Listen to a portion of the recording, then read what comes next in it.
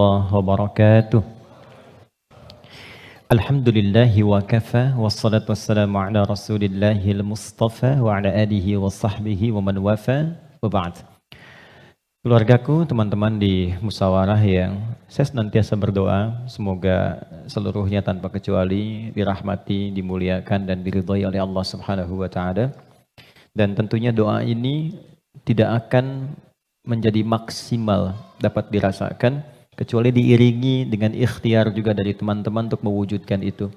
Ketika seorang ibu memohon kepada Allah, ya Allah jadikan anakku anak yang saleh, tapi anaknya tidak merespon itu untuk menunjukkan dan berikhtiar mendapat kesolehan, tentu tidak mudah doa-doa itu sampai meresap ke dalam jiwa.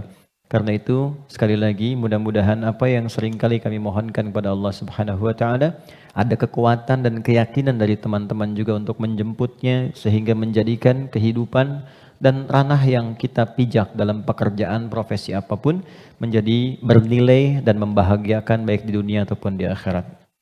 Baiklah, hari ini kita belajar sesuatu yang sangat penting sekali. Dan ini bila mampu kita olah dengan baik akan menghadirkan puncak kebahagiaan tertinggi. Dan seringkali masalah yang dirasakan oleh setiap orang sumbernya atau puncaknya dari titik ini. Kita akan belajar tentang nafsu. Nafsu. Sering dengar ya? Nafsu, tapi barangkali kita akan olah itu dari pendekatan Al-Quran. Bagaimana nafsu itu diterangkan, seperti apa mengelolanya, dan bagaimana cara mengimplementasikan dalam kehidupannya. Kita bagi dalam 2 sesi, barangkali nanti kita akan ada pemaparan dan kita diskusi untuk mendalami apa yang mungkin kita bisa diskusikan. Bismillahirrahmanirrahim. Kita mulai teman-teman sekalian dari Quran surah ke-91. Nanti silahkan dicek ya. Quran surah 91 itu Asy-Syams. Asy-Syams.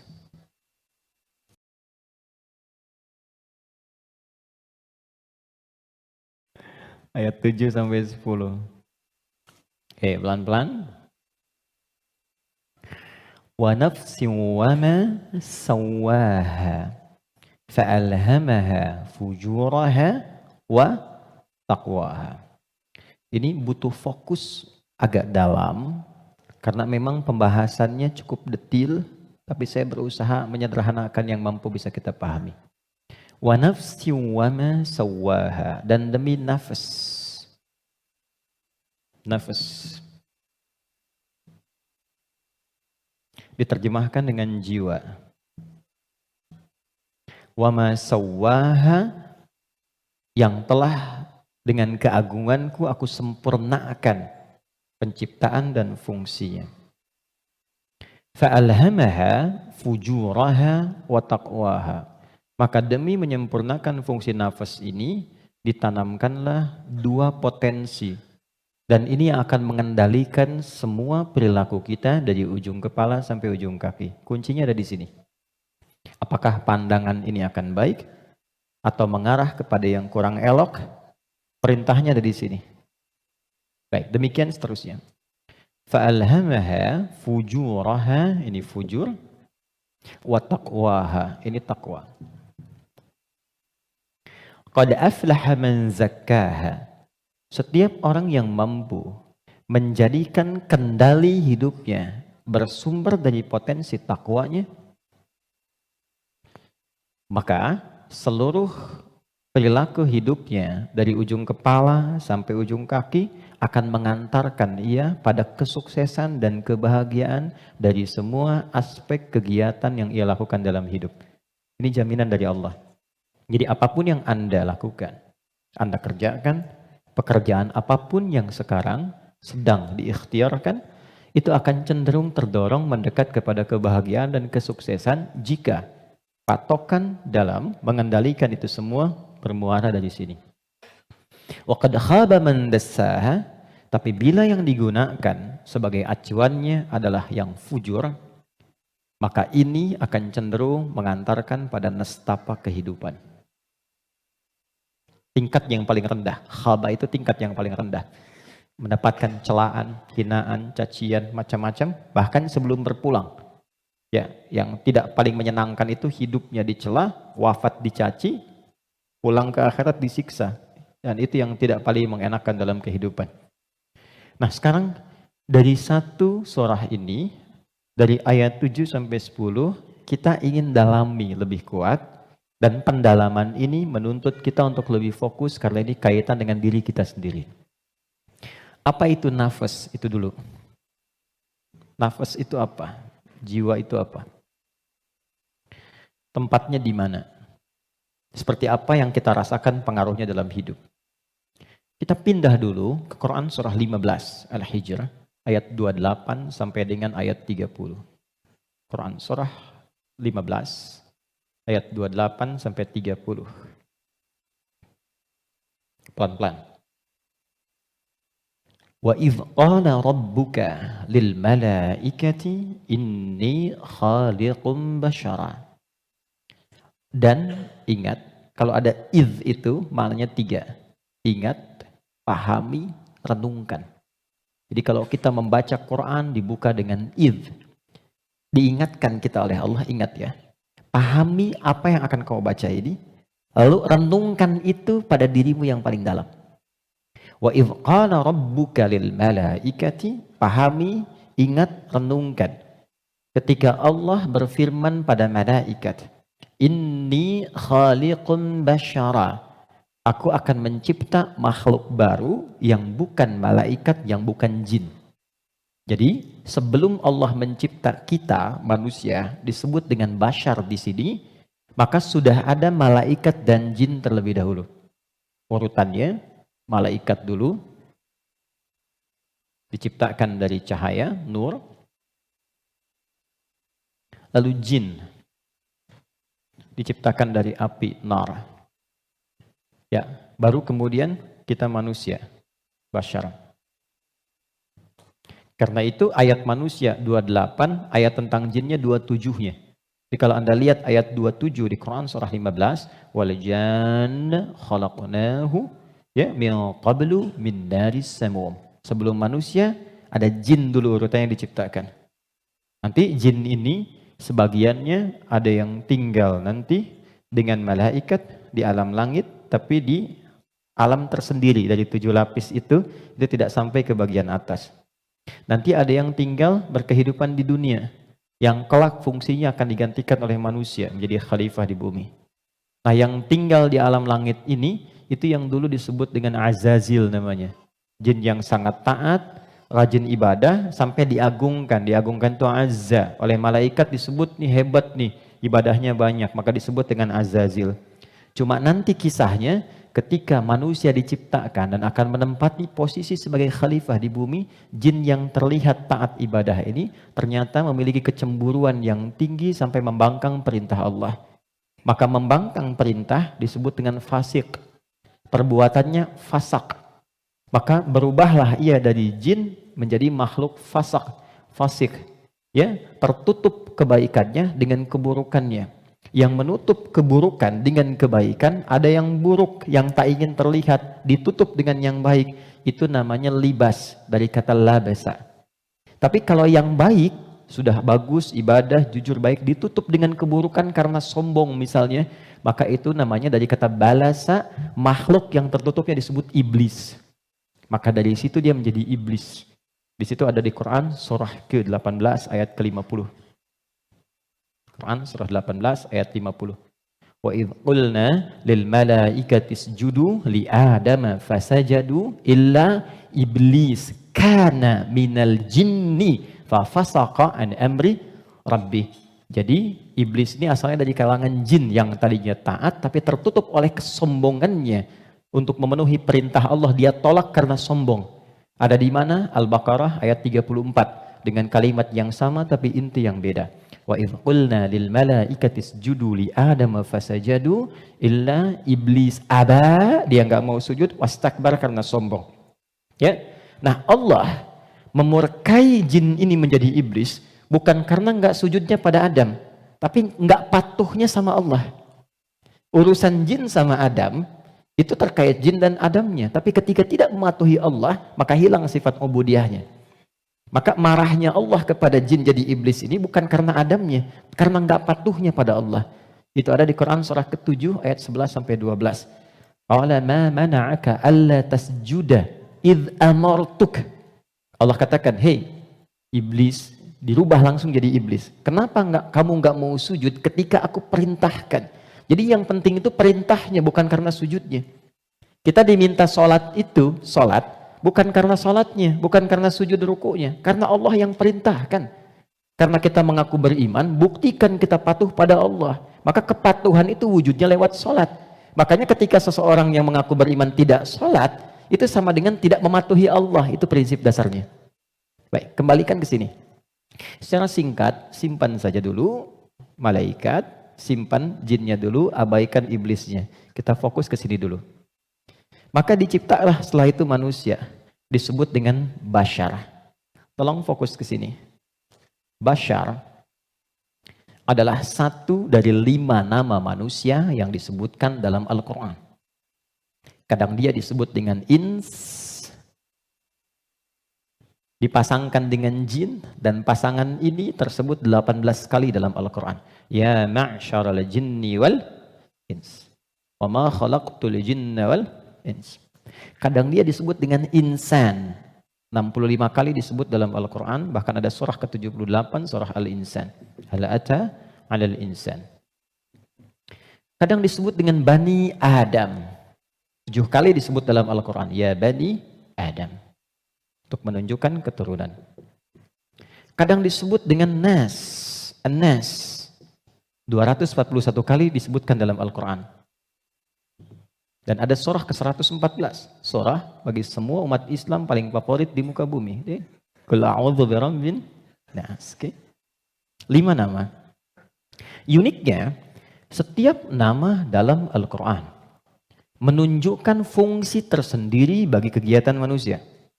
Contoh, kalau ingin menunjukkan kelembutan dan karakter keramahan pada manusia dan penampakannya, maka yang disebutkan kata ins. Lalu disebut lawannya jin. Jin disebut jin karena tersembunyi, nggak nampak. Lawannya ins nampak. Karena itu jin fitrahnya nggak nampak, nggak bisa ada yang lihat jin.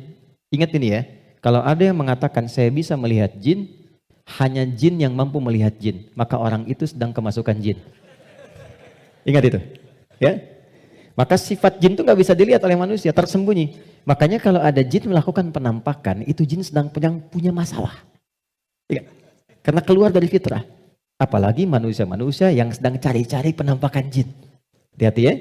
Oke. Sebaliknya, jin tersembunyi, manusia nampak. Fitrahnya tampak, ketemu nampak, salaman, senyum. Jadi kalau ada manusia yang suka sembunyi-sembunyi, suami pulang ke rumah sembunyi-sembunyi. Ada pintu depan, dia naik lewat jendela. Dia buka WA istri, ambil handphone suami, sembunyi-sembunyi. Cek dan sebagainya. Ini menunjukkan bahwa suami itu sedang bukan menjadi jin, sedang ada masalah. Gampangnya begitu. Biasanya papasan enak, sekarang cari jalan lain. Itu pasti sedang punya masalah. Itu fitrah. Ya. Yang kedua, jin kasar. Karena itu disebut jin. Manusia lembut. Karena itu tampilan karakternya selalu lahir sifat kasar. Gak ada orang misalnya, maaf, kemasukan jin jadi lembut, gak ada. Mas Dude izin pengen ikut kajian, sedang kemasukan jin, itu mustahil.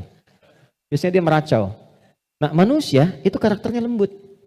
Makanya saking lembutnya Allah tanamkan kecintaan kepada anak yang baru dilahirkan. Anak siapapun itu. Orang pasti senang. Pengen gendong, pengen cium dan sebagainya. Pertanyaannya, kenapa kok tiba-tiba kata-katanya bisa menjadi kasar? Perilakunya kok jadi keras? Padahal ketika lahir, dia dalam keadaan baik. Maka nanti babnya tersendiri. Ada bab tentang lingkungan, bab tentang orang tua, perhatian dari saudara-saudarinya. Kullu bauludin yuladu 'alal fitrah fa'abawahu. Lingkungan, bisa orang tua, bisa teman, bisa sekolah dan sebagainya. Oke.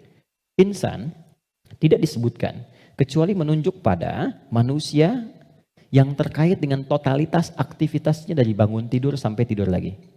Jadi, kalau Anda menginginkan belajar tentang manusia dari sudut pandang akhlak, pelajari kata ins. Kalau Anda ingin belajar tentang manusia yang menata kurikulum hidupnya, apa yang harus dilakukan saat bangun, bagaimana menata hidup dengan panduan-panduannya, Anda mau jadi apapun silahkan. Nanti di Quran ada panduannya. Dari bangun tidur sampai tidur lagi. Keluarkan semua kata insan dalam Al-Quran. 3. Kalau kita ingin melihat genealogi kita dan perjalanan sejarah kehidupan bapak moyang kita dari Nabi Adam sampai ke Rasulullah SAW yang jadi petunjuk untuk kita, maka temukan di kalimat Bani Adam. Jika Anda ingin belajar tentang bagaimana membangun hubungan yang baik secara sosial dengan teman, dengan lingkungan, dengan tetangga dan sebagainya, maka keluarkan semua kata nas dalam Al-Quran. Tapi kalau Anda ingin belajar tentang menata nafsu yang ada dalam jiwa setiap manusia, maka keluarkan kata bashar dalam Al-Quran. Disebutkan sebanyak 35 kali dalam bentuk tunggal dan sekali dalam bentuk dual. Nah, ketika Allah menyampaikan pertama kali penciptaan manusia, yang disebutkan kalimatnya bashar. Wa idh qala rabbuka lil malaikati inni khaliqum bashara. Bukan ins, bukan insan, bukan bani Adam, bukan annas, bashar. Apa tahapan penciptaannya? Ini intinya. Wa idh qala rabbuka lil malaikati inni khaliqum basharan min salsalin min hama'in masnun fa idza sawaituhu. Satu, membentuk manusia, mencipta manusia ada dua tahapan kata Allah. Pertama fisiknya dulu. Maaf, ini secara teori dulu ya. Baik. Fisiknya dulu. Jadi yang dibentuk berproses, fisik nanti berlangsung selama 4 bulan dalam kandungan. Ini detailnya ditemukan. Misal di Quran surah ke-22 Al-Hajj di ayat yang kelima, atau di Quran surah ke-23 Al-Mu'minun dari ayat ke misalnya 11 sampai dengan 15. Hadisnya di Al-Arba'in An-Nawawiyah nomor hadis yang keempat. Contoh, saya cepat bacakan. Inna ahadakum yujma'u fi batni ummihi arba'ina yawman nutfah. Setiap anak cucu Adam sebelum terlahir dari rahim ibundanya akan mengalami proses selama 40 hari pertama pertemuan spermatozoa dengan ovum, proses. Thumma yakunu mithla dzalika 'alaqah. 40 hari yang kedua membentuk zigot yang mulai menempel di dinding rahim, mulai berproses. Thumma yakunu mithla dzalika mudghah. 40 hari ketiga berbentuk mulai ada daging keratan, mudghah. Sekarang di kurikulum kedokteran di fase modul awal, namanya modul tumbang, tumbuh kembang, itu sama, diksinya sama, menggunakan kata mudghah. Pernah ada anak dari UIN kedokteran datang ke saya, Ustaz saya minta belajar. Saya bilang, Anda dari mana? Kedokteran. Berikan dulu semua modul Anda ke saya untuk saya pelajari dan saya belajar dari Anda, baru kemudian Anda boleh belajar dari saya. Maka saya temukan di antara modulnya ada kata mudghah di dalamnya. Baik, itu usia 4 bulan, 40 hari ketiga. 40 kali 3, 120 hari, 4 bulan. Thumma yursalu ilaihil malak fayanfukhu fihi roh. Ini poinnya. Di usia 4 bulan ini, barulah diperintahkan oleh Allah ditiupkan roh. Karena itu kalau ada yang tengah mengandung, usia 4 bulan, itu rohnya sudah masuk. Ya? Dan di situ nanti ada tuntunan. Bagaimana mendidik anak sejak dalam masa kandungan. Kami pernah share ini di hari Quran dan dipraktekkan. Alhamdulillah begitu anaknya mulai bicara yang keluar Quran. Dan setelah itu dicek kemudian oleh ustadz yang mengecek ternyata telah hafal Quran 30 juz. Dalam baru bicaranya itu. Lalu diurutkan 3 tahun usia hafalan, 3 tahun usianya hafal Quran 30 juz. Di antara amalannya Quran surah ke-7 ayat 189. Falamma taghasyaha hamalat hamlan khafifa famarrat bi, sampai ke ujung ayatnya, da'amallaha rabbahuma la in ataitana salihah lanakunanna minasyakirin. Jadi kalau ada yang sedang mengandung, di antara sunnah membacakan untuk anak itu suami istri. Bukan hanya istri saja, suami saja. Suami istri berdoa, itu doanya ada di Quran surah 7 ayat 189. Satu ayat ini saja. Ya, secara singkat. Saya agak cepat, roh ditiupkan. Nah, roh ini sumber kehidupan. Saya mau tanya begini, maaf ya, ini saya sederhanakan sekali. Kalau roh sumbernya dari mana? Halo? Roh sumbernya dari mana? Allah, oke? Baik, sumbernya dari Allah. Tahu dari mana? Quran surah ke-17 ayat 85. Wa yas'alunaka 'anir ruh qulir ruhu min amri rabbi. Karena roh sumber kehidupan langsung yang ditiupkan pada fisik. Jadi generator kehidupannya di sini. Kalau nggak ada roh, nggak akan bergerak gini.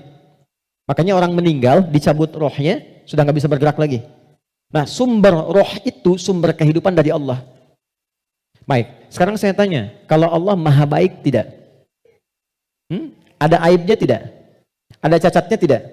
Lihat, kumpulan semua kebaikan, jika dikumpulkan, jujur, sabar, misalnya kan kalau kita kumpulkan sifat-sifat baik itu, semuanya itu akumulasinya disebut dengan takwa namanya. Karena Allah itu maha baik, gak ada cacatnya, maka semua yang bersumber dari Allah pasti semuanya baik.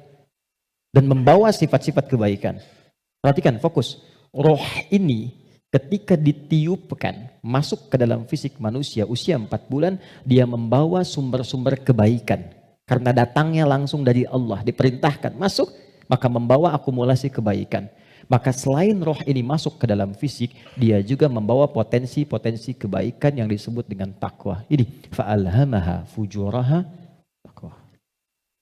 Pelan-pelan. Kalau fisik ini langsung dari Allah atau ada proses dulu?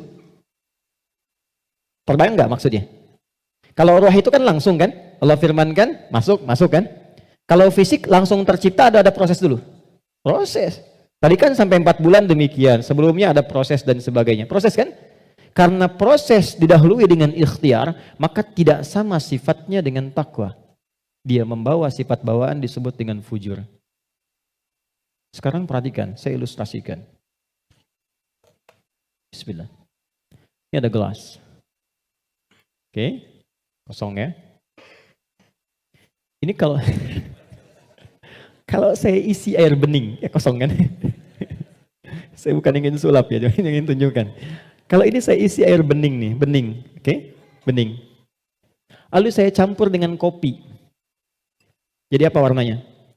Oke, berubah warna kan? Intinya hitam misalnya. Saya kasih susu, berubah warna kan? Baik ya? Maka perhatikan baik-baik. Kalau kita ilustrasikan, ini ada tempat, dimasukkan kemudian air bening. Gambarkan yang bening itu takwa ini. Jelas? Takwa itu tadi sifat yang melekat kepada apa? Roh. Masih ingat? Kemudian dia bercampur dengan ini, sifat bawaan dari fisik. Kenapa saya sebut tidak langsung dari Allah, tapi melalui proses ikhtiar yang Allah tetapkan? Karena maaf sekali. Kenapa namanya disebut fujur? Karena ini berkumpul segala macam bentuk di sini.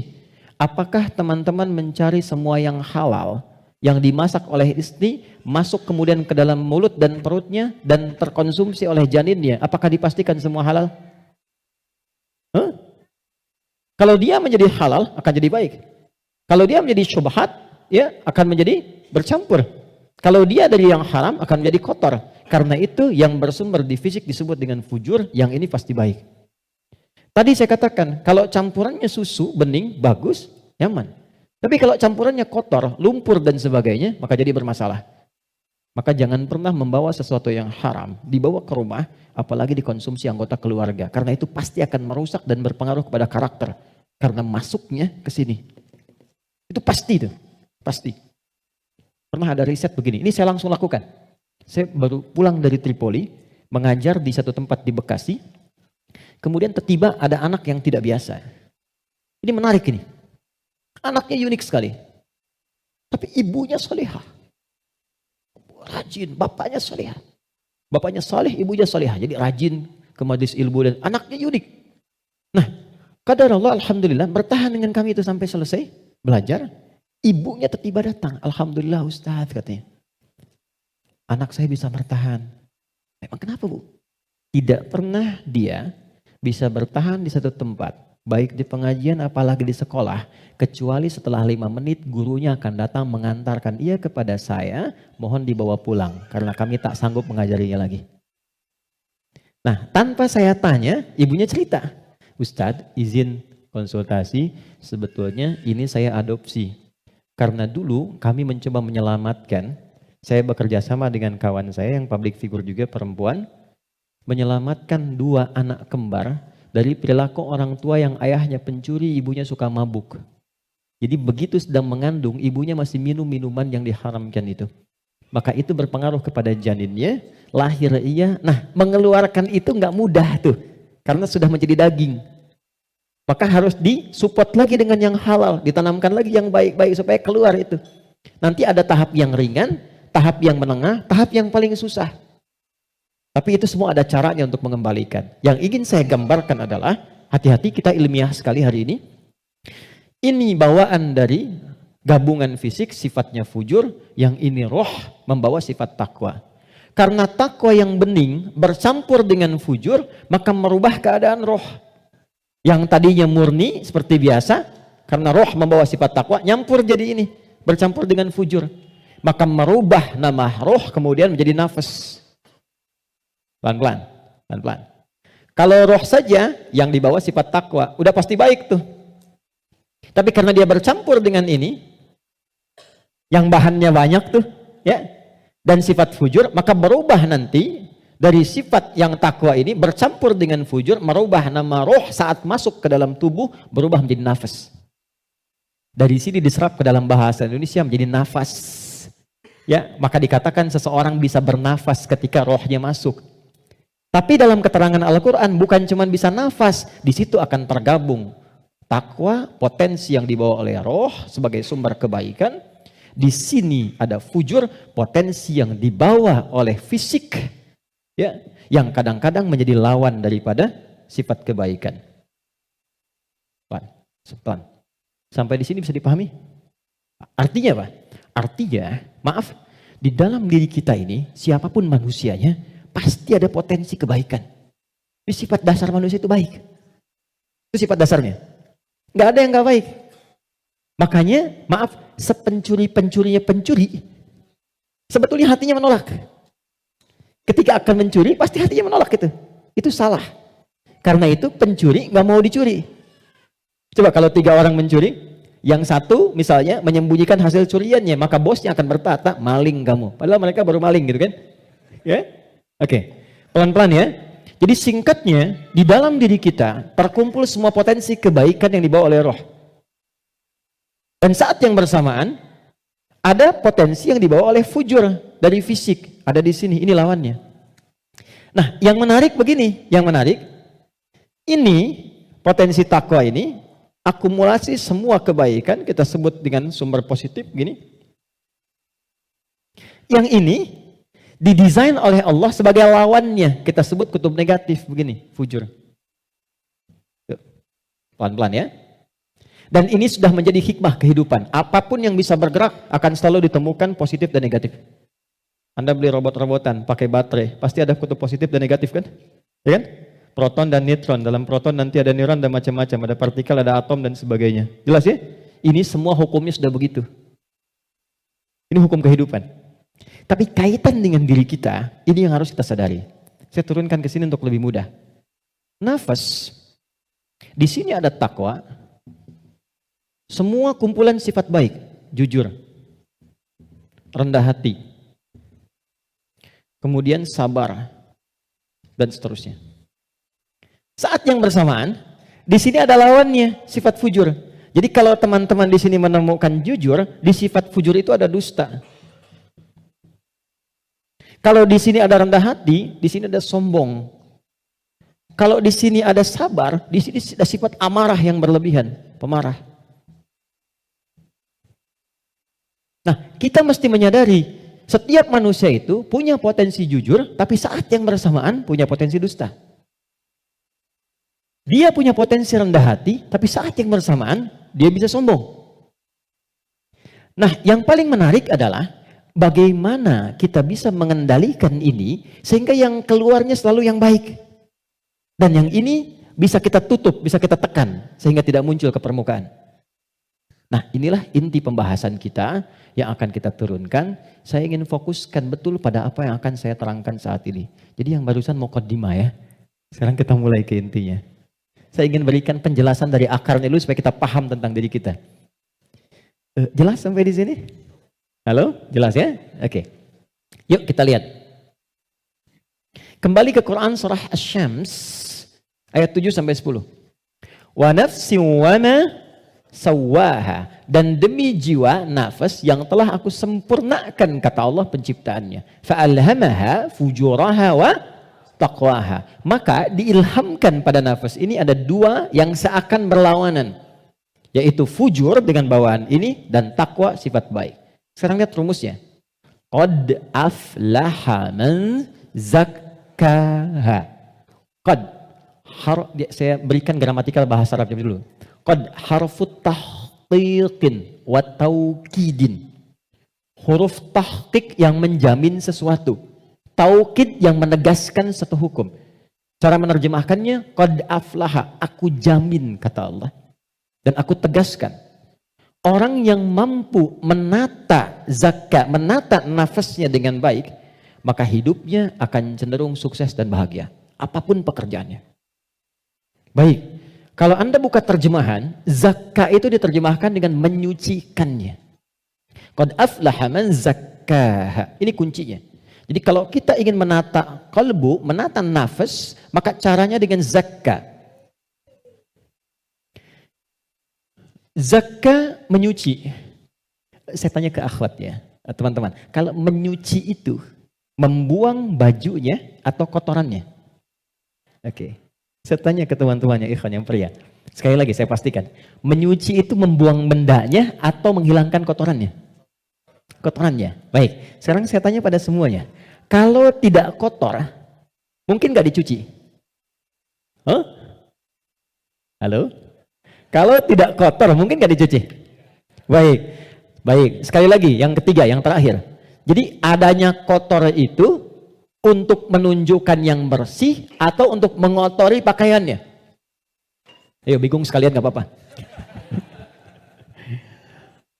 Manfaat kotor itu, kotor, untuk menunjukkan yang bersih atau untuk mengotori pakaiannya? Bukan, yang mengotori itu andanya, gitu kan? Kotor itu diciptakan untuk mendapatkan bersihnya. Sebab kalau nggak ada kotor, nggak akan ketahuan bersihnya. Anda nggak mungkin nyuci kalau nggak ada kotoran, nggak ada kerjaan. Tapi supaya ketahuan itu bersih, ditampakkan yang kotornya. Kan harus ada pembanding. Dari mana taunya orang itu baik? Kalau ada yang buruknya, bisa dibandingkan. Tahu dari mana dia jujur? Kalau ada bohongnya. Tahu dari mana bersih? Kalau ada kotornya. Maksud saya, kotoran itu diciptakan bukan ingin mengotori pakaiannya, tapi ingin menghasilkan kebersihan di balik kotoran itu. Karena itu menyuci, itu membersihkan kotoran, bukan membuang bendanya. Tarik logika itu ke sini. Qad aflaha man zakkaha. Allah menciptakan sifat fujur, bukan ingin menjadikan manusia itu terjebak dalam keburukan. Jadi jangan bertanya begini, kenapa Allah ciptakan sifat dusta? Kan saya nggak akan berdusta kalau begitu. Kenapa Allah ciptakan sifat sombong? Kan saya nggak akan sombong kalau begitu.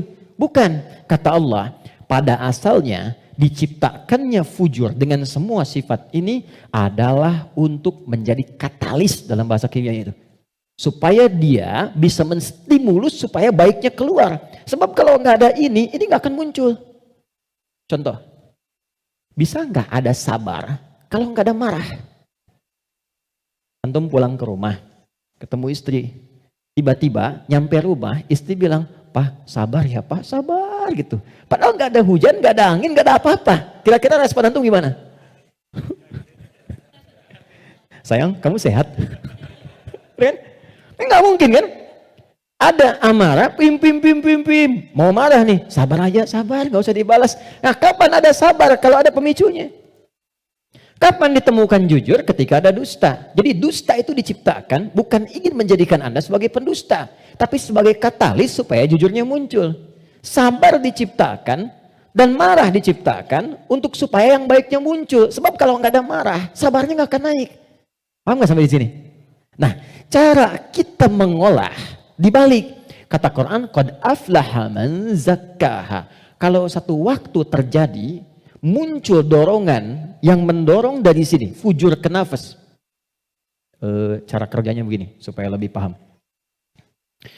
Gak apa-apa, saya menghapus saja. Bismillah. Jam 3 saya dari Bandung, ya Allah. Aku sudah hari Kamis. Saya nerangkan sendiri, ya apa? Kehormatan bagi saya Presiden Musyawarah. Enggak usah ini aja, supaya nggak ada beban. Jazakallah. Gak apa, ini aja. Baik. Kasih banyak, jazakallah khair. Semoga dapat tambahan rahmat. Amin. Cukup? Ya, dipegang aja nanti kalau ada keperluan lagi. Gini teman-teman, saya mulai dari sini dulu. Ini agak mahal, tapi butuh fokus. Ini nafas. Nafas itu inti jiwa nih di sini.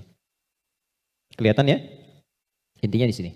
Di dalam inti ini ada lagi turunan tadi. Saya kebawahkan dulu, ini takwa, semua sifat baik. Yang ini fujur. Ini lawannya. Nafas itu adanya di dalam kolbu. Kolbu begini. Yang sering terjemahkan dengan hati. Adanya di sini, kolbu. Kolbu adanya di sodrun. Nih, ini. Masih ingat teman-teman kalau sholat kan, Allahu Akbar tangannya di sini kan? Ini posisi tangan ini sodrun. Di dalam sodrun ada kolbu. Nih, ini ada sodrun. Semua apa yang kita lakukan, sumbernya dari sini. Misal, kita mau bicara nih, kalau yang keluar baik, itu ini yang perintahkan dari sini. Ke sini, ke kolbu, ke sodrun, keluar, ditembuskan langsung ke akal kita, keluarkan, sepersekian detik. Kalau yang keluar, yang buruk, sumbernya dari sini. Jelas? Nah, saya ingin katakan dulu sebentar, setan sudah meminta kepada Allah, sejak Adam diturunkan, supaya diberi kewenangan untuk menggoda yang ini. Itu nanti ada di surah An-Nisa di ayat yang ke-118. Dari ayat 116 sampai 118. La'anahullah wa qala la'attakhidanna min ibadika nasiban mafruḍa. Ketika dia dilaknat oleh Allah, dia berkata, ya Allah, izinkan aku menggoda satu bagian dari manusia. Maksudnya yang ini. Di sini sumber keburukan nih. Dalam bahasa Arab, buruk itu disebut dengan su namanya. Su, gini. Pelan-pelan. Nah, setan menggoda, memprovokasi dengan halus. Memprovokasi dengan halus itu bahasa Arabnya waswas. Waswasa yuwaswisu. Halus sekali. Dia masuk lewat sini. Sodrun. Jamaknya sudur. Jamak dari sodrun sudur. Karena manusianya banyak. Di Quran surah ke-114. Alladzi yuwaswisu fi sudurin nas. Dia menggoda ke sini, ke kolbu, ke sini. Alih-alih bicara yang baik, dia katakan keluarkan yang kasar. Tak sadar keluar. Begitu keluar bentuknya dalam bentuk perbuatan, maka keluar namanya su, kata-kata yang kotor. Kata-kata su. Karena ini melewati nafas, nih, kan dari nafas nih. Tidak dilihat fujurnya, yang dilihat nafasnya. Oh, ternyata nafasnya itu memerintahkan kepada su. Nafas ketemu su, disebutlah nafsu. Oh, ya, ini asalnya nafsu. Ini asal kalimat nafsu. Dari mana ini ditemukan? Quran surah ke-12 ayat 53. Paling kiri sebelah atas di mushaf. Quran surah 12 Yusuf ayat 53. Wa ma ubarni'u nafsi innan nafsa nafas la amaratum bisu. Nafas ketemu su jadilah nafsu. Jelas? Nah, asalnya nafas ini netral. Di dalamnya ada takwa, ada fujur. Yang ini, yang kelihatan jelek, sebetulnya asalnya katalis untuk yang ini. Bukan ingin menjadikan kita berbuat buruk, tapi lebih menjadikan yang fujur ini mendorong supaya yang sifat baik itu muncul ke permukaan. Pertanyaannya caranya bagaimana? Kata Quran, qad aflaha man zakkaha. Zakka, sifatnya disebut tazkiyah. Cara paling gampang memahaminya adalah ketika muncul dorongan yang kurang bagus, cari cepat lawannya yang baik, yang ini. Karena ini diciptakan untuk memunculkan yang takwa. Jadi ketika Anda menemukan ada yang dusta, bukan mengajak Anda berdusta, tapi supaya Anda memunculkan kejujuran dalam diri Anda. Ketika ada seseorang misalnya datang dengan kesombongan, maka itu adalah pelajaran bagi kita supaya jangan ikut sombong. Yang dimunculkan sifat rendah hatinya. Dicari lawan terbaliknya. Itu poinnya. Prakteknya bagaimana? Contoh. Apa lawan cemberut? Lawan cemberut apa? Senyum. Jadi kalau istri cemberut, harusnya antum senyum. Cemberut dititipkan kepada istri bukan membuat antum supaya marah atau mengintegrasi, tapi supaya antum senyum. Antum pulang ke rumah, lihat istri sedang cemberut. Oh, cemberut. Lawannya apa? Senyum. Sayang. Kok cemberut? Kayaknya kenal. Sling, ada hadiah iPhone 14 Pro Max misalnya kan. Contoh. Dalam hidup tuh simpel sebetulnya, cari lawannya. Sedih lawannya apa? Senang. Ketika ada seseorang sedih, cari apa yang bisa membuat dia senang. Ya, ketika seseorang misalnya sedang gelisah, cari ketenangan. Ketika ada seorang berbuat sombong, antum datang dengan kerendahan supaya mengajarkan dia kembali kepada sifat rendah hati ya. Kalau semua orang bisa melakukan semua ini, walaupun tidak mudah mengerjakannya, maka kata Allah hidupnya akan cenderung bahagia. Itu asalnya. Tapi problemnya adalah di sini ada setan yang memberikan was-was supaya ini muncul dominan. Apa yang bisa mencegah dan menghambat setan supaya tidak menjadikan manusia dominan dengan sifat fujurnya dibanding takwanya? Sebelum sampai ke sana, saya ingin jeda dulu. Saya ingin simpulkan dulu konsep dasarnya. Jika kita ingin menata nafas dengan baik sehingga tidak didominasi oleh nafsu sifat-sifat yang kurang bagus, maka setiap mendapati kekurangan-kekurangan atau hal yang kurang positif dari siapapun lawan kehidupan kita, maka cepat munculkan lawan baiknya. Kadang-kadang yang diuji bukan kita, yang diuji orang lain, tapi yang disasar hikmahnya kita. Itu namanya fitnah. Jadi fitnah itu tidak harus selalu tuduhan. Bisa jadi ujian. Misal, inna min azwajikum wa auladikum, bahkan amwalikum fitnah. Kata Allah, anak-anak itu jadi fitnah. Maksudnya apa? Kadang-kadang di anak-anak ada aktivitas-aktivitas yang mungkin tidak ideal, yang orang sebut dengan nakal. Ya? Padahal tidak ada anak yang nakal. Boleh jadi anak itu dibuat aktif supaya kreativitas orang tuanya makin muncul. Jadi ketika Anda melihat anak-anak punya ekspresi tersendiri, lihat dulu dari yang kurang bagus itu apa yang dimunculkan yang baik supaya keluar. Itu caranya. Sama dengan begini, itu ada kejadian di Cianjur. Musibah. Bagi warga Cianjur yang terkena, itu bala namanya. Ibtila, ujian langsung yang dialami. Bagi kita itu fitnah. Ujian yang diberikan ke sana, tapi hikmahnya menyentuh diri kita. Ada nggak yang terpanggil untuk datang? Betul nggak orang beriman saling merasakan? Betul nggak titipan harta itu benar-benar untuk berbagi dan sebagainya? Maka diberikan ujiannya di sana. Mungkin yang wafat di sana masuk kategori syahid akhirat. Karena di antara syahid itu kan tertimpa bebangunan, meninggal dia syahid. Kita wafat bagaimana? Maka disentuh untuk datang. Kami ke sana bangun posko, lihat teman-teman, maaf ya, ini pelajaran besar ya. Mohon kalau kurang berkenan, mohon saya dimaafkan dengan kalimat ini. Demi Allah saya katakan, rumah yang mewah sampai yang biasa hancur. Dan yang paling menarik bukan itu. Yang paling menarik hati kita untuk merenungkan. Bahkan rumah yang masih bertahan pun dan masuk kategori mewah, tidak ada yang berani penghuninya untuk datang ke tempat itu. Dia lebih memilih mengungsi atau tinggal di tenda-tenda yang bahkan jauh dari kata layak. Pertanyaan saya, jadi yang selama ini dikumpulkan kerja keras siang dan malam, jadilah sesuatu yang mewah itu, kendaraan yang hebat itu, lalu untuk apa kalau tidak digunakan dan dinikmati ketika Allah memudah membalik itu dalam sepersekian detik? Maka saya ingin katakan pada teman-teman, jangan sampai terjadi dalam satu masa, dalam satu waktu, sudah kerja, lelah, capek dan sebagainya, tapi karena hubungan yang jauh dari Allah, atau karena sebab tertentu, justru berbalik nikmat itu menjadi sesuatu yang bahkan tidak bisa dinikmati secara langsung. Itu pesan pertama. Tapi jangan disimpulkan bahwa di sana ada maksiat dan sebagainya, tidak ke situ arahnya. Boleh jadi mereka ditetapkan oleh Allah untuk mendapatkan kemuliaan karena datang keluarga-keluarga besar membawa sesuatu yang bahkan belum pernah mereka lihat sebelumnya. Yang gak pernah menemukan makanan-makanan yang mungkin menurut kita enak dan layak. Yang merasakan perhatian, merasakan bantuan-bantuan, kenal saudaranya. Yang gak ada masjid, dibangunkan masjid lagi. Yang wafatnya syahid. Kita siapa? Dan bagaimana cara kita kembali kepada Allah Subhanahu wa Ta'ala? Nah, itu fitnah. Ujiannya di sana yang merespon kita di sini. Terkadang adanya pada tetangga kita. Tetangga yang sakit dibuat sakit bukan karena ingin menjadikan dia sakit. Boleh jadi Allah ingin menguji Anda sebagai tetangganya, sikapnya bagaimana? Kita cara melihatnya. Tetangga Anda ada kekurangan, mudah bagi Allah menjadikan dia kaya. Tapi Allah titipkan kepada Anda tetangganya supaya Anda merespon harta yang Allah titipkan untuk berbagi. Contoh lain, Anda sudah ke masjid. Anda punya tetangga, belum mau ke masjid. Dijadikan ia menjadi tetangga Anda, bukan untuk Anda caci, atau Anda katakan, tuh saya punya tetangga gak pernah ke masjid. Bukan. Boleh jadi Anda ditempatkan di situ, sehingga mendapat bagian dari dakwah untuk mendoakan dia supaya ke masjid.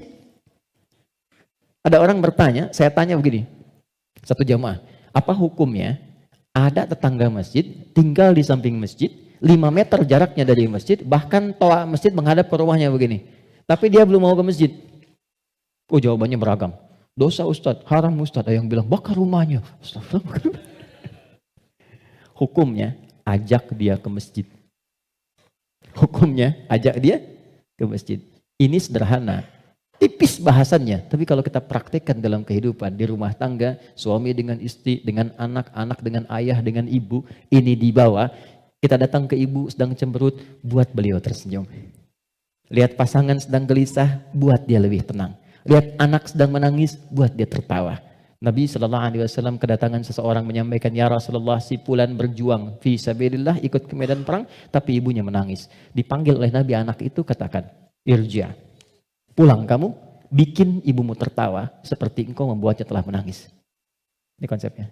Sederhana, tapi kalau kita bisa mengendalikan itu dalam kehidupan, maka kebahagiaan akan nampak di depan mata. Setidaknya itu kata Al-Quran. Oke, saya berhenti sejenak, kita dialog dulu. Nanti setelah itu saya akan sempurnakan tentang provokasi setan dan bagaimana mencegahnya. Ada yang mau ditanyakan? Saya perkenankan.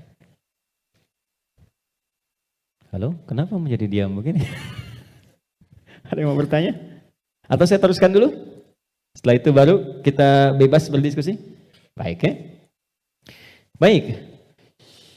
Tidak mudah untuk dilakukan, sikap seperti itu, mudah disampaikan tapi tidak mudah dikatakan. Sama Ustadz juga begitu.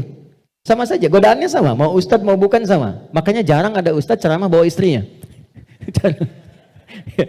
Baik. Ini live gak ya? Oke, aman ya. Baik, saya kembalikan ke sini. Kenapa? Karena sama, ada setannya. Ini poinnya. Ada setannya. Ini yang sudah berjanji kepada Allah, berkomitmen maksudnya. Pokoknya selama manusia hidup, siapapun itu, dan apapun statusnya, dia pasti memberikan waswas, menggoda lewat sini. Supaya ini ditekan. Ya, supaya takwanya ditekan, yang naik yang ini, yang buruk-buruknya. Maka bagaimana cara mencegah godaan-godaan setan itu sehingga kita manusia tidak terbawa dalam nuansa provokasi setan sehingga bertransformasi dari pribadi yang lembut ini berubah menjadi pribadi yang kasar, yang kotor tindakannya dan sebagainya. Maka yang pertama kata Al-Quran, teruskan ayatnya, waqad khaba man dassaha. Ingat ya, kalau sifat fujur itu diperturutkan, diikuti, dusta diikuti, sombong diikuti, jadi perilaku, jadi sombong. Belum apa-apa, sudah mulai pamer, sudah macam-macam dan sebagainya. Perhatikan, khab. Pikirkan dulu kata Allah kalau mau sombong. Pikirkan kalau ingin dusta. Pikirkan kalau ingin berbuat hal-hal yang buruk. Khab. Muaranya, ujungnya pasti kehinaan. Ini. Jadi sebelum berbuat sesuatu yang menyimpang, kalau Anda ingin berkata kotor, pikirkan dulu. Karena ketika itu keluar, Anda akan terhina, kata Allah. Anda akan terhina. Kalau bukan ada yang dihadapkan, orang lain yang akan tergerak untuk menghinakan itu. Karena itu tidak sedikit orang yang mengeluarkan kata-kata kotor dalam kehidupan, terekspos kemudian, bukankah dirinya menjadi rendah? Mau sombong, bagi dirinya mungkin hanya ingin menampilkan kerja keras saja. Tapi ketika ditampilkan dalam bentuk sombong, diikuti provokasi ini, maka apa yang terjadi? Khab. Kata Allah, ujung-ujungnya pasti ini, terhina hidupnya. Entah itu mendapatkan celaan, entah itu mendapatkan cacian. Jadi semua bentuk keburukan yang dialami oleh manusia itu kembali kepada perilakunya. Dan pada akhirnya adalah mengikuti bisikan-bisikan yang disampaikan oleh setan. Jadi yang pertama kali, kalau terfikir sesuatu yang buruk, langsung kata Allah pikirkan. Maaf ya, hei jangan kerjakan. Kalau tidak, kamu akan terhina di ujung. Maaf sekali lagi, maaf. Seseorang ketika berbuat korupsi misalnya, dia merasakan akan mendapatkan sesuatu yang besar. Tapi Quran menasihati jangan lakukan. Karena kamu akan terhina. Betapa itu terbukti ketika dia diketahui. Entah itu KPK, kejaksaan atau polisi menangkap dan seterusnya. Perhatikan, apa hukuman yang didapatkan dalam kehidupan sosialnya? Cacian, makian, celaan. Dan yang paling dahsyat, bukan hanya orang yang melakukan, sampai anaknya dapat bagiannya. Padahal tidak pernah mengerjakannya. Keluarganya mendapatkan bagiannya, padahal tidak pernah melakukannya. Karena itu, masuk kepada yang kedua. Nahnu narzuqukum wa iyyahum, atau nahnu narzuquhum wa iyyakum. Ada dua ayat. Kaidah-kaidah perilaku dan rizki ada yang terwariskan. Yang kedua kata Allah, kalau kamu merasa bisa menanggung kehinaan pada dirimu, pikirkan keluargamu. Contoh. Anda mengatakan, saya belum menikah Ustaz, tapi Anda kan punya ayah, punya ibu. Jadi kalau Anda berbuat sesuatu yang buruk, orang tua Anda akan kena. Anda berbuat maksiat, terjebak dengan perbuatan buruk, menggunakan benda-benda yang haram misalnya, atau mencuri atau macam-macam, waliyadzubillah. Dilakukan itu, diketahui, diekspos di publik, bukan punya Anda, bukan hanya Anda, ibu Anda akan kena, ayah Anda akan kena. Karena itu kata Quran, sebelum Anda berbuat yang kurang baik sebagai anak, pikirkan dulu orang tua. Jadi kalau merasa sebagai anak saya akan menanggung itu nggak apa-apa, pikirkan orang tua Anda. Apa tega ibu yang telah mengandung, melahirkan, merawat, mendidik, ayah yang penuh dengan peluh, merawat Anda, menyayangi Anda, menemani Anda saat tidur, tiba-tiba hanya mendapati keburukan yang dari Anda kerjakan. Mendapati limpahan keburukan dari hasil kreasi anaknya. Satu. Tapi kalau Anda orang tua, maka ingat anak dan keluarga. Saya sedih ya dapat beberapa informasi yang kadang-kadang dari instansi pemerintahan juga konsultasi. Salah satunya yaitu kok masih ada yang nekat berbuat seperti ini. Anda bisa bayangkan seorang bapak korupsi, anaknya dibully di sekolah sampai dia putus sekolah. Salah apa anaknya? Ibunya berbuat maksiat, ketahuan. Keluarganya yang kena. Suaminya yang hancur karirnya. Karena yang istrinya berbuat yang tidak bagus, berselingkuh, bergaul dengan pasangan yang lainnya, suaminya yang kena, suami yang kemudian diputus pekerjaannya, anak-anak yang kena bulinya. Jadi masuk yang kedua, ketika ada seseorang yang berpikir mengikuti provokasi setan, kata Allah, pikirkan keluargamu, pikirkan anakmu. Yang ketiga, yang terakhir, pikirkan kematian, wafat. Jadi kalau sedang terdorong oleh nafsu yang diarahkan oleh setan untuk berbuat yang buruk, misal, maaf, ingin mencela orang, hanya sekedar bikin status. Coba bayangkan saat berbuat seperti itu, Anda diwafatkan oleh Allah Subhanahu wa Ta'ala. Apakah mau wafat dalam keadaan sedang berbuat maksiat? Sementara selama ini Anda sholat, Anda puasa, Anda zakat dan sebagainya. Tiba kemudian berbuat maksiat dan wafat dalam keadaan demikian. Itu puncak terakhirnya yang paling cepat bisa mengendalikan nafsu kita supaya tercegah dari perbuatan yang buruk. Selebihnya di situ doa-doa untuk menguatkan itu semua. Ada ayat kursi, ada tiga surah paling favorit semuka bumi terakhir, Al-Ikhlas, Al-Falaq, An-Nas. Ada istighfar dan lain sebagainya. Nah itu jalan-jalan yang bisa kita lakukan. Dan sebagai penutup, kalau sudah pernah terjebak berbuat seperti itu, bagaimana cara kembalinya? Ini ada jalan rel, salah belok ke sini. Ingin balik lagi supaya ke jalan yang benar, balik kembali. Kembali ke jalan yang lurus, yang benar, untuk menempuh jalan yang lebih baik. Dalam bahasa Arab disebut dengan taba, sifatnya disebut dengan taubat.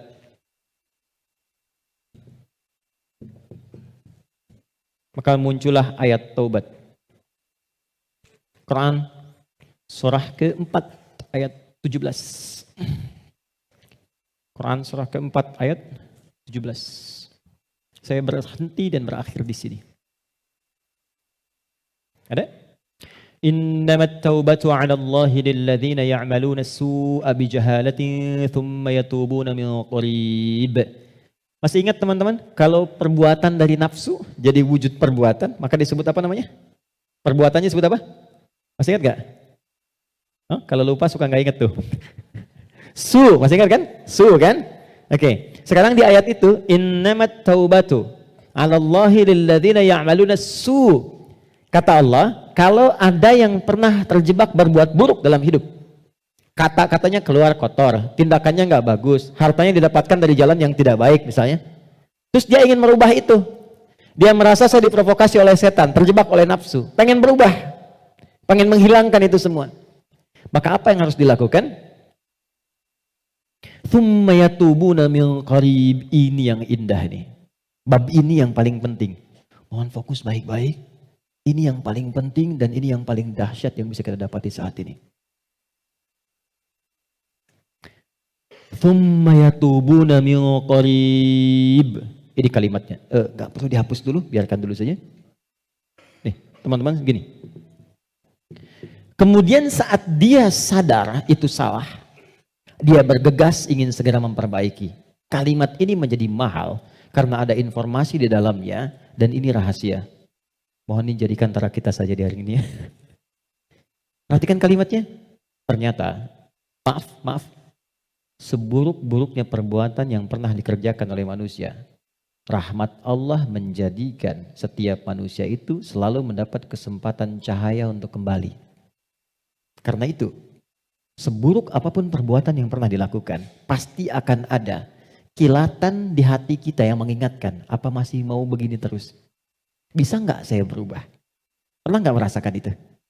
Ya, bisa nggak saya tahajud malam? Bisa nggak saya sholat? Sampai kapan saya mau begini? Nah itu yang mahal. Kadang-kadang datangnya lewat renungan, kadang-kadang datangnya lewat pandangan. Misal Anda pulang dari pekerjaan, kok tiba-tiba Anda lewat ke depan masjid yang banyak orang sedang menunaikan sholat. Tiba-tiba Anda lewat ke pesantren yang anak-anak kecil sudah bawa mushaf, pengen menghafal. Sedang melihat kan? Pertanyaan saya, kok bisa Anda lewat situ, padahal bisa melalui jalan yang lain? Itu kalau bukan sayang Allah, nggak mungkin diberikan demikian. Kadang-kadang lewat pendengaran. Kadang-kadang pendengaran dan penglihatan. Pendengaran misal, ta'lim di masjid, Masjid Raya Pondok Indah, atau misalnya MRBJ di sini. Suara keluar, Anda lewat situ. Begitu Anda lewat, terdengar kalimat, bertobatlah kepada Allah sebelum kita semua wafat. Padahal kalimat itu ditujukan pada jamaah yang di dalam, tapi suaranya keluar, Anda yang dengar. Kok bisa Anda dengar itu gitu?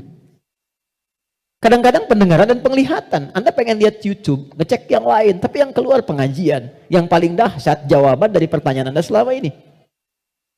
Nah itu yang dimaksudkan. Kalau Anda mengalami momentum seperti itu, kata Quran cepat ambil. Karena Allah sedang memberikan kasihnya secara langsung tanpa campur tangan siapapun. Biasanya, kalau dalam kondisi seperti itu disambut oleh seorang hamba, maka muncullah rahmat Allah pada saat itu yang akan langsung merubah hamba itu menjadi kekasih Allah Subhanahu wa taala. Makanya tidak sedikit orang menjadi kekasih Allah. Kekasih itu maksudnya sangat dekat dengan Allah sampai doa pun baru minta udah dijawab. Siapa di antara mereka aulia Allah itu? Rata-rata ada di antara mereka yang tadinya pelaku maksiat. Terus merasakan nikmatnya taubat, meningkat ibadahnya, dan sekatnya seakan-akan menjadi jauh, terpisah, lepas dari dirinya, nyambung ke Allah begitu cepatnya, doanya cepat terjawab, zikirnya terasa dengan nikmat. Itulah aulia Allah. Nah, jadi yang ingin saya katakan adalah, kalau satu kali berbuat salah, terfikir, kemudian ada kilatan di hati kita, di pikiran kita, atau mendengar atau melihat sesuatu, mengarahkan kita untuk bertobat, cepat ambil itu. Cepat ambil. Itu yang dimaksud Quran surah ke-29 di ayat yang terakhir. Walladzina jahadu fina lanahdiyannahum subulana. Setelah itu, sesali perbuatan yang pernah dikerjakan, minta ampun pada Allah. Kalau terkait dengan manusia, minta maaf. Datangi. Dan jangan merasa sungkan. Jangan merasa sungkan. Kenapa berani berbuat salah tapi tidak berani meminta maaf? Datangi, minta maaf. Apapun yang ia lakukan, kata-kata dan sebagainya, tidak akan pernah mengambil hak Anda. Tidak akan mengambil kesempatan Anda, waktu Anda, tapi membebaskan semua sekat yang ada dalam jiwa kita. Tapi kalau orang lain yang salah, maafkan dulu. Memaafkan orang itu akan menghilangkan sekat dalam diri kita, sehingga tidak pernah memikirkan dia lagi. Tapi tidak menyelesaikan persoalan dia dengan Allah. Jadi tetap dia dihisab oleh Allah sebelum dia minta maaf pada kita. Tidak ada ruginya. Paham ya? Karena itu, kalau ada kilatan di pikiran kita, mengajak untuk bertobat, cepat respon, sesali perbuatan itu, berjanji tidak mengulangi dan mengganti dengan perbuatan baik. Apa tandanya taubatnya diterima? Tandanya semua perbuatan yang jelek yang pernah keluar dari lisan, dari mata, dari telinga sampai ujung kakinya, misal, maka berganti menjadi perbuatan baik. Itu tandanya hamba itu diterima taubatnya oleh Allah Subhanahu wa taala. Saya tutup dengan hadis Nabi sallallahu alaihi wasallam. Innallaha idza ahabba 'abdan ibtalah. Allah kalau mencintai seorang hamba maka mengujinya. Kadang-kadang di antara ujian itu Kalau manusia tidak bisa memanagenya, ada yang mengantarkan pada sifat-sifat buruknya. Maka muncullah keterangan yang kedua langsung dari Al-Quran. Innallaha yuhibbut tawwabina wa yuhibbul mutatahhirin. Allah sangat mencintai pelaku maksiat yang mau bertobat dibandingkan dengan orang soleh yang tidak pernah merasa salah. Ingat ya, Allah sangat mencintai pelaku maksiat yang mau bertobat dibandingkan orang soleh yang tidak pernah merasa salah. Silahkan bikin status. Itu dari Al-Quran. Oke ya? Saya kira itu yang bisa saya sampaikan. Kita berdoa kepada Allah Subhanahu wa taala, mudah-mudahan doa kita bisa dikabulkan dan mendapatkan nilai kebaikan di sisi Allah Subhanahu wa taala. Allahumma taqabbal minna innaka antas sami'ul alim wa tub 'alaina innaka antat tawwabur rahim. Allahumma arhamna ya arhamar rahimin. Ya Allah, mohon rahmati siapapun yang ada di ruangan ini atau yang mungkin bersambung bersama kami dalam kebaikan. Rabbana la tada' lana fi maqamina hadza wa fi kulli maqamin dhanban illa ghafarta. Ya Allah, mohon jangan biarkan ada satupun di antara kami yang hadir saat ini kecuali Engkau ampuni segala dosa-dosanya. Wala hamman illa farajtah. Jika ada yang merasakan kegelisahan, jangan biarkan ia pulang kecuali Engkau telah tenangkan keadaan hatinya. Wala asiran illa yassartah. Jika ada yang mengalami kesulitan dalam hidupnya, maka mohon ya Allah ringankan dan hilangkan semua kesulitannya. Rabbana atina fid dunya hasanah wa fil akhirati hasanah wa qina adzabannar. Wa sallallahu ala sayyidina Muhammad wa ala alihi wa sahbihi ajma'in. Wa akhiru da'wana alhamdulillahi rabbil alamin. Assalamualaikum warahmatullahi wabarakatuh.